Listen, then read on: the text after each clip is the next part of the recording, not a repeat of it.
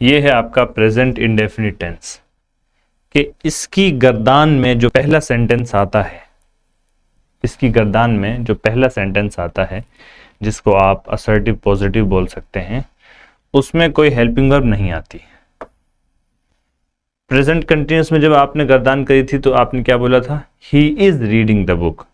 Is helping verb I थी। जब आपने पास्ट कंटिन्यूस पढ़ा तो उसमें पढ़ा he was reading the book.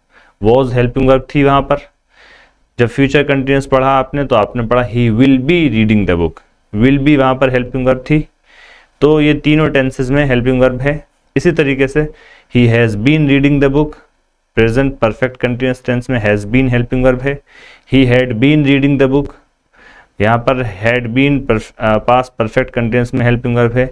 He will have been reading the book, और फ्यूचर परफेक्ट कंटिन्यूस में विल हैव बीन ये हेल्पिंग वर्ब थी। यानी कि तमाम टेंसेस में हर सेंटेंस में हेल्पिंग वर्ब आती है।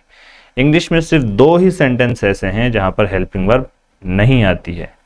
सिर्फ 2 सेंटेंस ऐसे हैं इंग्लिश में जहां पर हेल्पिंग वर्ब नहीं आती है।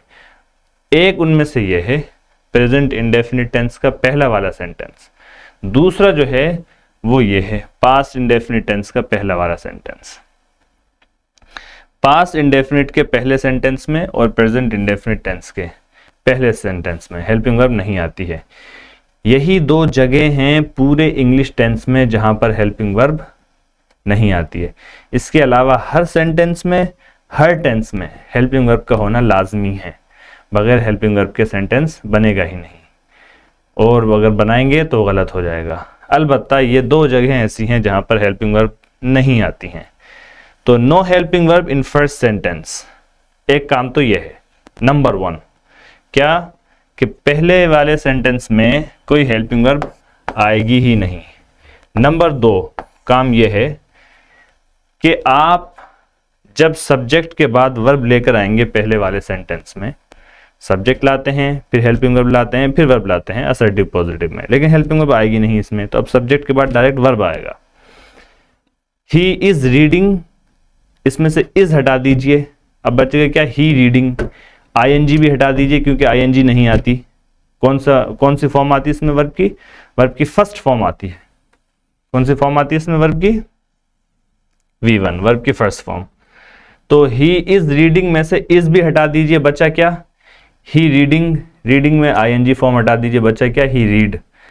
अब एक बात जो यहां पर ध्यान रखने की है वो ये है कि अगर सब्जेक्ट आपका ही है, शी है, इट है या वाहिद है, सिंगुलर है, तो आप वर्ब के आखिर में एस या ईएस का इजाफा करेंगे। एस या ईएस का इजाफा करेंगे वर्ब के आखिर में। मिसाल के तौर पर ही रीड नहीं बोलेंगे, ही के साथ अगर रीड वर्ब लाएंगे तो उसके आखिर में एस लगाएंगे।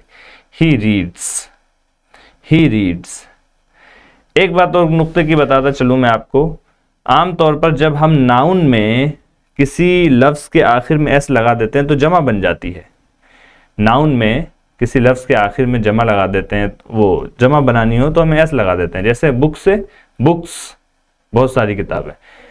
वर्ब में यानी फेल में इसके बरखिलाफ है। यहां पर वाहिद के साथ एस या ईएस लगेगा, और एस या ईएस लगना इस बात की अलामत हो रहा है कि आप ये सब्जेक्ट जो है वो सिंगुलर है, वाहिद है। ठीक है जी।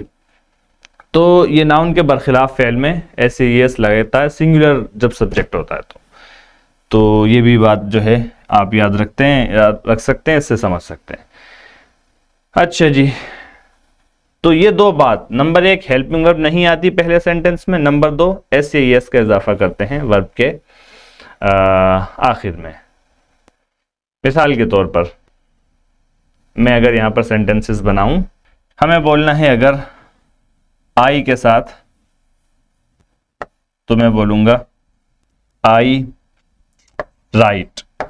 राइट के माने लिखना, आई राइट, मैं लिखता हूं। हमें बोलना है हम लिखते हैं, तो बोलेंगे वी राइट, हम लिखते हैं। ठीक है। अगर हमें लिखना है आप लिखते हैं, तो हम बोलेंगे यू राइट, आप लिखते हैं। अगर हमें लिखना है वो सब लिखते हैं, तो हम लिखेंगे दे राइट, वो सब लिखते हैं। ठीक है जी। अगर हमें जमा में और कुछ लिखना है, मिसाल के तौर पर खालिद और राशिद लिखते हैं तो हम बोलेंगे खालिद एंड राशिद राइट, खालिद और राशिद लिखते हैं। ठीक है जी। आई के साथ जब हम वर्ब लेकर आए तो एस नहीं लगाया, वी के साथ राइट्स नहीं बोला, एस नहीं लगाया, यू के साथ भी राइट्स, एस नहीं लगाया, दे के साथ भी राइट्स में एस नहीं लगाया। खालिद एंड राशिद, ये चूंकि जमा बन गया है, ठीक है, खालिद एंड राशिद राइट, ये चूंकि दो अशखास आ गए हैं, ये जमा बन गया तो अब भी एस नहीं लगेगा। आई के साथ, वी के साथ, यू के साथ, दे के साथ और प्लूरल के साथ एस वर्ब में नहीं लगाएंगे या ई एस वर्ब में नहीं लगाएंगे। लगाएंगे कहां पर? ही के साथ लगाएंगे। आई राइट है, अगर ही के साथ सेम सेंटेंस लिखेंगे तो हम बोलेंगे ही राइट्स, ही राइट्स। अब एस लगाएंगे, ही राइट्स, वो लिखता है, वो लिखता है। ये प्रेजेंट इंडेफिनिट टेंस है और प्रेजेंट इंडेफिनिट टेंस का तर्जुमा क्या होता है आमतौर पर? ता है, ती है, ते हैं। वो चीज़ें जो आप दिन भर करते हैं, सुबह से लेकर शाम तक करते हैं, अगर आप उनको बताना चाहेंगे तो आप किससे बताएंगे? प्रेजेंट इंडेफिनिट टेंस से बताएंगे।